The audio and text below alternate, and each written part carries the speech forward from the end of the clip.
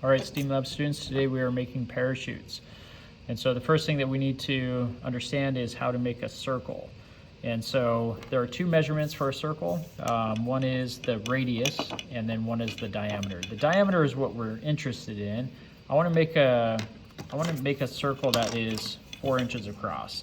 So that's going to go from here to here. To be able to draw that, I'm going to use what's known as the radius. All the way across, that measurement from here to here, that's 4 inches. That's going to be my diameter. To be able to draw a 4-inch diameter circle, I'm going to use a 2-inch radius, and the radius is the measurement from the inside of or from the middle of the circle to the outside. Okay, so I'm going to take what's known as a compass, and I'm going to measure 2 inches. Okay, I'm going to put the point in the middle of the circle, and then I'm going to just kind of keep that in place, and I'm going to take my pencil, spin it around, and that's going to make a perfect 4-inch circle. The problem is, with our parachute, we want something that's bigger than 4 inches, and maybe we want 12 inches, which would be a 6-inch radius, giving us a 12-inch diameter. Maybe you want an 18-inch parachute, that would be a 9-inch radius and then an 18-inch diameter.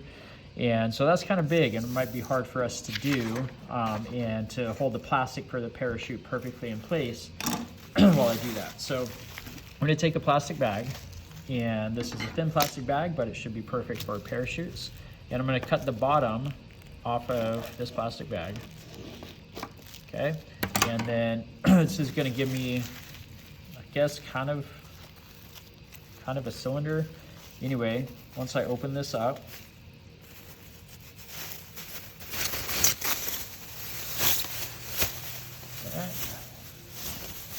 open up the plastic bag, and then I'm going to cut it kind of right down the middle, not both sides, but I'm just going to cut one side and try to make it a straight line. And once I do that, I get a big rectangle, long, narrow rectangle of plastic, which is going to be perfect for what we need for a parachute. So I'm then going to take this plastic bag, and I'm going to fold it in the center. Try to get as straight as you can possibly make it, and you don't really want any overlaps. I'm going to take that and I'm going to fold it again the other direction. Again, I'm going to keep things as straight as I possibly can as I do that. So I just made a smaller rectangle, and then I'm going to fold it in half again. Okay, with the center of the bag being over here in the corner. Make sure that you're not folding it on the outside edge, but there in the center, on the inside. Okay, and I'm going to keep folding this, and I make a smaller and smaller wedge, skinnier and skinnier wedge. All right, so eventually I get something like this. Now, let's say that I want my parachute to be, let's say, 12 inches. I'm going to take my radius, which is half of 12, which is going to be 6, and I'm going to measure as precisely as I can. I'm going to measure 6 inches from the corner out to the edge, and I'm going to make a little dot, and I'm going to try not to have this be a straight line, because a straight line is going to give me a bunch of kind of small flat edges of my parachute, and I want it to be as round as I can. So I'm going to try to keep my point of the circle over here precise there, and then I'm just going to make little dots as I move my ruler around. And you'll see that it's making kind of an arc here with this plastic bag. All right, I can connect these dots. It makes a little arc. And if I laid everything flat and I measured properly, when I cut this and then I open it up, I should have pretty close to having a perfect circle, and it should be 12 inches across.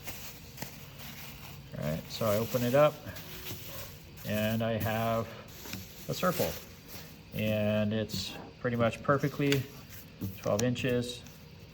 All right, I think the tip of my little rectangle got a little bit kind of stretched out, so it's not exactly 12 inches, and that has to do with my measurement there. but I think it's pretty good.